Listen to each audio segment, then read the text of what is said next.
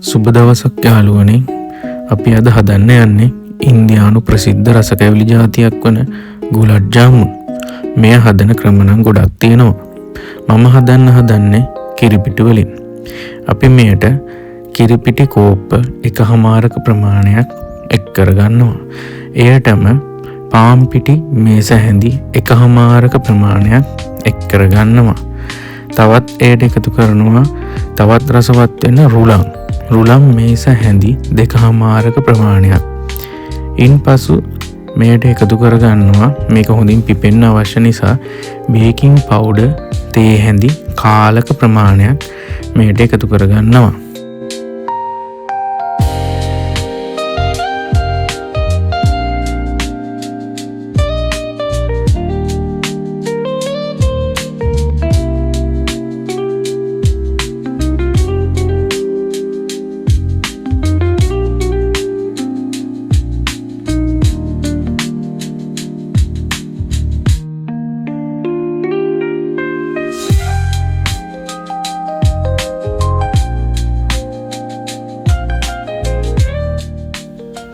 කිරි කෝප්ප භාගයක ප්‍රමාණයක් එකතු කරගෙන අපි මේ හොඳින් මිශ්‍ර කරගන්නවා.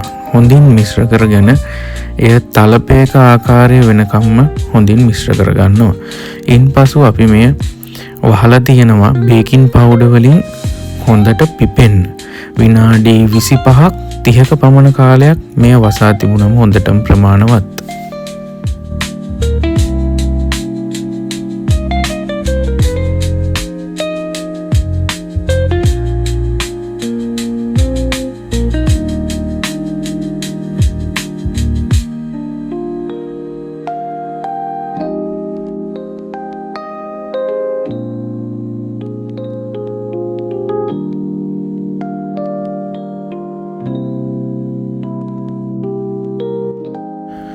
ඉතින් යාළුවනේ විනාඩි 30කට පමණ පස්සේ බැටර් එක මේ වගේ තමයි තියෙන්නේ.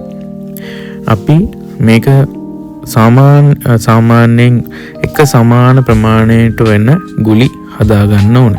මට නම් ඒක ටිකක් අපහසුයි කරගන්න. ඒ නිසා මම ඊට හැන්දක් උපකාර කරගෙන හැන්දක් ආධාරයෙන් කොටස් වලට අරගෙන අතින් හොඳට ගුලි කරගන්නවා.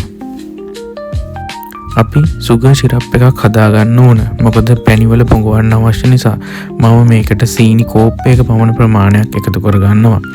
එකතු කරගෙන හොඳ සුවඳක් එනසා ලැටේකුත් දා ගන්නවා තලලා.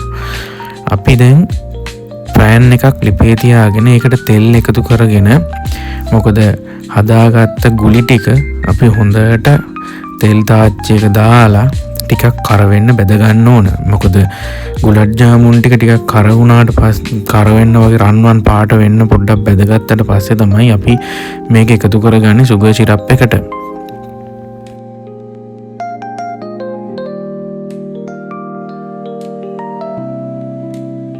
මේ වගේ රන්වන් පාට වෙනකම් බෙද ගන්න. මොකද කර ගන්නත් එපා. සුගර් සිරප් එකට දාන්න ඕන නිසා නැත්තම් කර රහක් එනවා. අපි දැන් ලිපෙන් බාගෙන සුගර් සිරප් එක ඒ සුගර් සිරප් එකට මේ වගේ රන්වන් පාට වෙනකම් බැදගත්ත අපේ ගුලට් ජාමුන් ටික ඒ සුගර් සිරප් එකට දානවා හොඳින් පෙඟවෙන්න. හොඳින් පෙඟවුණාම තමයි ඒකට හොඳට පැණි ගතිය ඇතුළට අල්ලන්නේ. පැණි ගතිය ඇතුළට ඇල්ලුවම තමයි මේක ගොඩක්ම රසවත්. මේක ඉන්දියානු රසක්ම එනවා. කාලා හදලා බලලා අපිටත් කියන්න. මොකද මේ මාරම රසයි. ඔයාලා හදලා බලන්න.